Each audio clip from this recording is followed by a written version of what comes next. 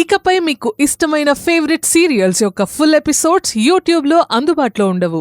కేవలం సన్నెక్స్లో మాత్రమే ఫ్రీగా చూడొచ్చు.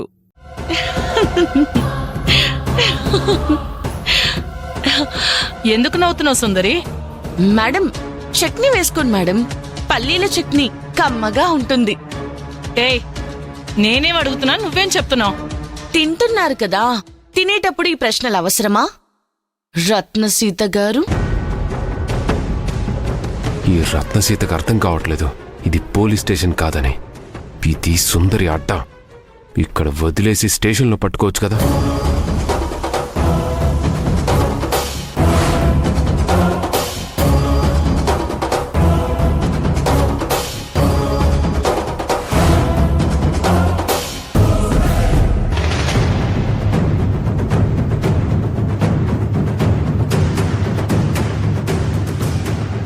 రత్నసీత డిపార్ట్మెంట్ మనిషి. బట్ డిపార్ట్మెంట్ రత్నసీతకు అనుకి ఏంటి సంబంధం? నన్ను ప్రశ్నించడానికైతే స్ట్రెయిట్ గా నా దగ్గరికే వచ్చి నన్నే క్వశ్చన్ చేయండి, నేను ఆన్సర్ చెప్తాను. వీళ్ళ ఫ్యామిలీ మెంబర్స్ కోసం వచ్చి వీళ్ళతో మాట్లాడేటప్పుడు మీరు యూనిఫామ్ లో రాకండి. యూనిఫామ్ లో రావడం వల్ల మీకేమనిపిస్తుందో నాకు తెలియదు, కానీ నాకు అనిపిస్తుంది ఆ యూనిఫామ్ కున్న రెస్పెక్ట్ తగ్గుతుంది అని.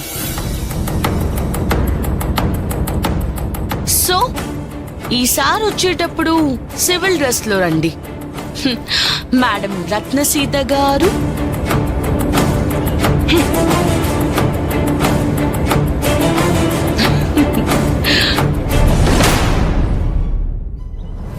మేడం ఆగండి. ఏమైంది మేడం, చెప్పకుండా వెళ్తున్నారు? వచ్చాను, తిన్నాను, వెళ్తున్నాను. పని అయిపోయింది కదా, ఇంకేం పని? ఏంటి మేడం అలా మాట్లాడుతున్నారు? సుందరి ఏమన్నా మిమ్మల్ని హర్ట్ చేసిందా? చేసింది అని చెప్తే నువ్వు వెళ్ళి ఆమెనేమైనా చేస్తావా? లేదు కదా, ఏం చేయలేవు కదా. నువ్వే చెప్పావు కదా ఐఏఎస్ కి ప్రిపేర్ అవుతున్న క్యాండిడేట్ అని. ఐఏఎస్ కి ప్రిపేర్ అవుతుందనే భయం నీకుంటే రేపు కలెక్టర్ అయితే మొట్టమొదట నా పోస్టింగే బూస్టింగ్ అవుతుంది. సో తను కలెక్టర్ కాకూడదు, నా కాళ్ల దగ్గరే ఉండేలా చేస్తాను.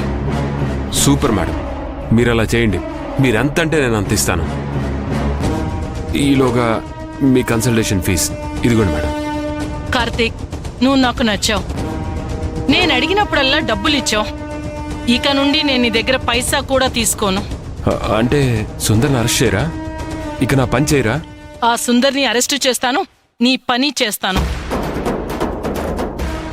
నేను నీ పని చెయ్యాలి అంటే అడ్వాన్స్ గా ప్రతిసారి 50,000 తీసుకుంటాను కదా. ఇక నుండి పైసా కూడా నీ నుండి తీసుకోను కార్తీక్. ఆ సుందరిని మాత్రం ఇప్పుడు నేను జైల్లో వెయ్యాలి, అదే నా టార్గెట్. ఆ సుందరి ఇప్పుడు నాకు బాగా నచ్చేసింది, అది నా ఈగోని టచ్ చేసింది. ఏమనింది మేడం? ఏమన్నదన్నది ఇంపార్టెంట్ కాదు. సుందరికి ఈ రత్నసీత అంటే ఏంటన్నది చూపిస్తాను.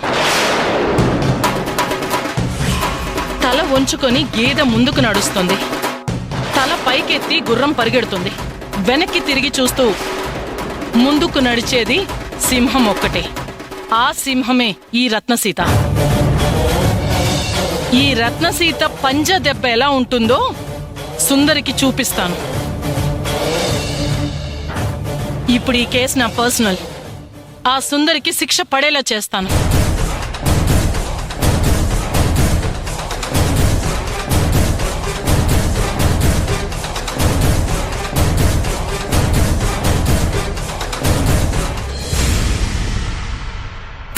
నాయుడు గారు, న్యాయం అనేది రెండు వైపులా ఉండదు, ఒకవైపు మాత్రమే ఉంటుంది. కాబట్టి అన్యాయం ఎటువైపు ఉంటుందో పసిగట్టి మీరే తీర్పు చెప్పండి. ఉంటాను. బావా, ఫోన్ మాట్లాడడం పూర్తయినట్టేనా? నువ్వేమైనా మాట్లాడాలనుకుంటున్నావా వికాస్?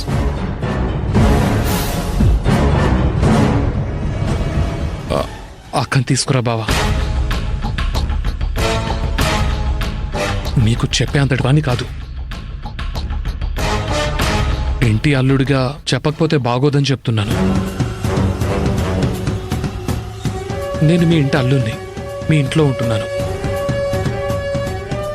నా సొంత అక్క బావ అనుకోగలుగుతున్నాను కాబట్టే ఇంట్లో ఉండగలుగుతున్నాను. నాకు ఈ ఇంట్లో ఫ్రీడమ్ లేకపోతే మీ కూతుర్ని తీసుకొని ఎప్పుడు నేను నా దారిని వెళ్ళిపోయేవాణ్ణి. బట్ ఈ ఇంట్లో మెంబర్ని కాబట్టి ఇంట్లో ఎవరెవరు ఏమేం చేస్తున్నారని పని కట్టుకుని చూడాల్సిన అవసరం లేదు బావా. ఎందుకంటే అందరూ వాళ్ళ పనులు చేస్తున్నారని అనుకుంటున్నాను. ఈ ఇంట్లో మీరు కానీ, అక్క కానీ, దివ్య కానీ నీకున్న పాత అలవాట్లను ఏం వదిలేస్తున్నారు, కొత్త వాటిని ఏం తగిలించుకుంటున్నారని నాకు అక్కర్లేదని అనుకున్నాను.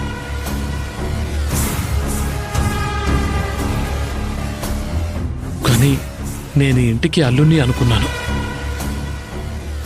మీరు వేరు నేను వేరు కాదనిపించాక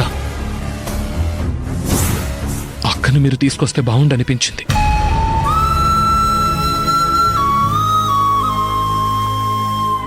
అక్క మంచిది బావా, అమాయకురాలు. ఒక రకంగా మీరంటే పడి చచ్చే పిచ్చిది బావా. అక్కని తీసుకురా బావా, అక్కని తీసుకురా.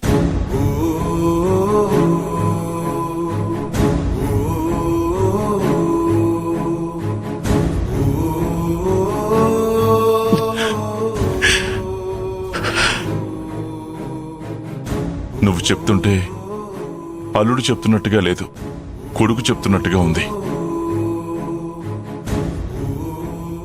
అల్లుడు అనే అధికారంతో హద్దు దాటుతున్న మామకి గీత గీసి బోధ చేస్తున్నట్లుగా లేదు. నాన్న అమ్మను తీసుకురావా అన్నట్లుగా ఉంది. నువ్వు మీ అక్కని తీసుకురా అంటే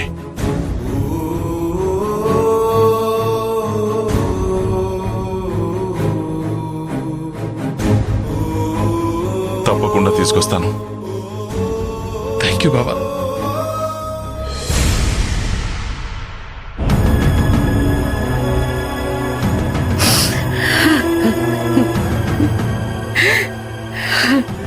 ఏంటమ్మా ఏడుస్తున్నావు? నీ గురించేనే. ఇక్కడందరూ నిన్నొక దోషిలా ఆ రాజేశ్వరమ్మను హత్య చేసిన దానిలాగే చూస్తున్నారు. నాకు భయం వేస్తోంది సుందరి. అమ్మా, మన పని మనం చేసుకుంటూ వెళ్తుంటే కాలం దాని పని అది చేసుకుంటూ వస్తుంది. చూడు, వాళ్ళంటున్నారు వీళ్ళంటున్నారని నువ్వేమనుకోకు.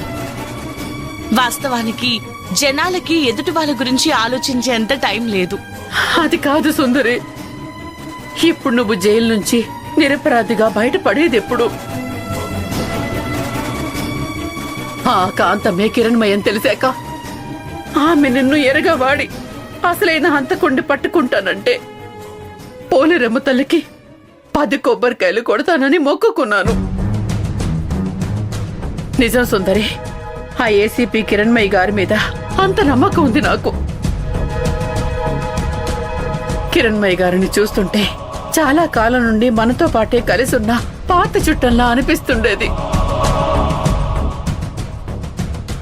నా ఆశలన్నీ అడియాసలయ్యాయి. నువ్వు తొందరలోనే నేరం నిరూపించుకొని దర్జాగా బయటపడతావని అనుకుంటే ఇప్పుడు ఆమె యాక్సిడెంట్ లో చనిపోవడం ఏమిటి? ఏడవకమ్మా, ఏం కాదు. ఏం కాదేంటే? నీ మీద పడిన కేసు ఏమైనా చిన్న కేసు అనుకుంటున్నావా? Murder case. నీకున్న ధైర్యం ఏంటో నాకేం అర్థం కావడం లేదు.